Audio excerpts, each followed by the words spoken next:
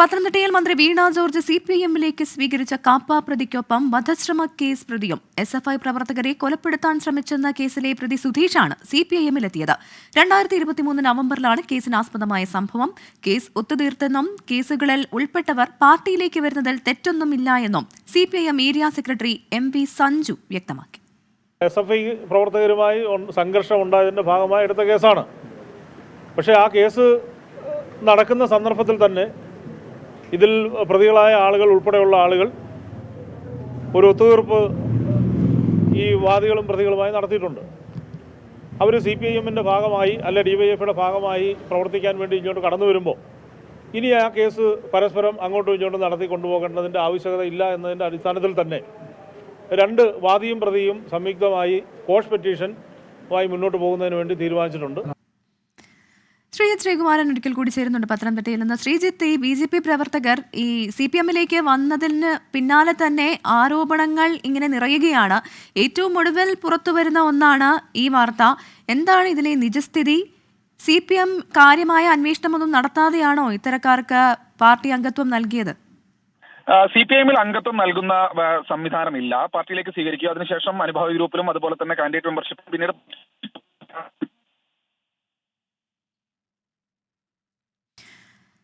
ശ്രീജിത്തിന്റെ ശബ്ദത്തിൽ ചെറിയൊരു പ്രശ്നമുണ്ട്, അതുകൊണ്ട് ഇടപെടുകയാണ്. പത്തനംതിട്ടയിൽ മന്ത്രി വീണ ജോർജ് CPIMലേക്ക് സ്വീകരിച്ച കാപ്പ പ്രതിക്കൊപ്പം വധശ്രമ കേസ് പ്രതിയും എന്നുള്ള ആരോപണമാണ് ഇപ്പോൾ പുറത്തുവരുന്നത്. SFI പ്രവർത്തകരെ കൊലപ്പെടുത്താൻ ശ്രമിച്ചെന്ന കേസിലെ പ്രതി സുധീഷാണ് CPIMൽ എത്തിയത്. ശ്രീജിത്ത് ശ്രീകുമാരൻ ചേരുന്നുണ്ട്. ശ്രീജിത്ത് തുടരാം.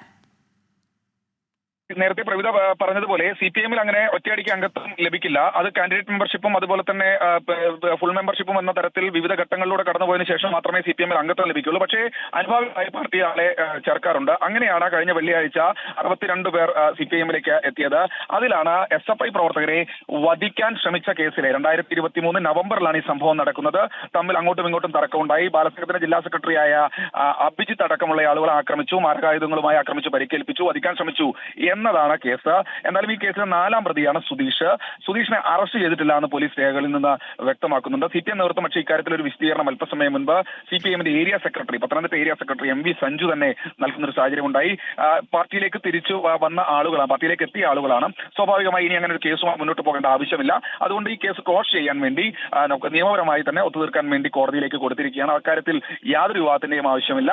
യുവമോർച്ചയിൽ നിൽക്കുന്ന സമയത്തുള്ള രാഷ്ട്രീയ കേസുകളാണ് എന്നൊരു വിശദീകരണമാണ് CPIM നൽകുന്നത്. എന്തായാലും ഈ വിഷയത്തിൽ ഒരു വിവാദത്തിനില്ല എന്നും CPIM നേതൃത്വം പറയുന്നു. അവർ ഇപ്പോൾ CPIMന്റെ ഭാഗമാണ്, പാർട്ടി അനുഭാവികളാണ്. സ്വാഭാവികമായി ആ കേസ് അങ്ങനെ തന്നെ തീർന്നു എന്നൊരു വിശദീകരണമാണ് CPIM നേതാക്കൾ നൽകുന്നത്. ശരി, ശ്രീജിത്ത് പറഞ്ഞതുപോലെ അവർക്ക് പാർട്ടി മെമ്പർഷിപ്പ് അല്ല നൽകിയത്, അവരെ പാർട്ടിയിലേക്ക് സ്വീകരിക്കുകയാണ് ചെയ്തത്. എന്തായാലും ഈ വിഷയത്തിൽ മുൻപുണ്ടായിരുന്ന കേസ് ക്വാഷ് ചെയ്യാനുള്ള നടപടികൾ ഇപ്പോൾ നടത്തുന്നു എന്നതുള്ളതാണ് ഏറ്റവും പുതിയ വിവരം. ശ്രീജിത്ത് ശ്രീകുമാറാണ് പത്തനംതിട്ടയിൽ നിന്ന് വിവരങ്ങൾ നൽകിയത്.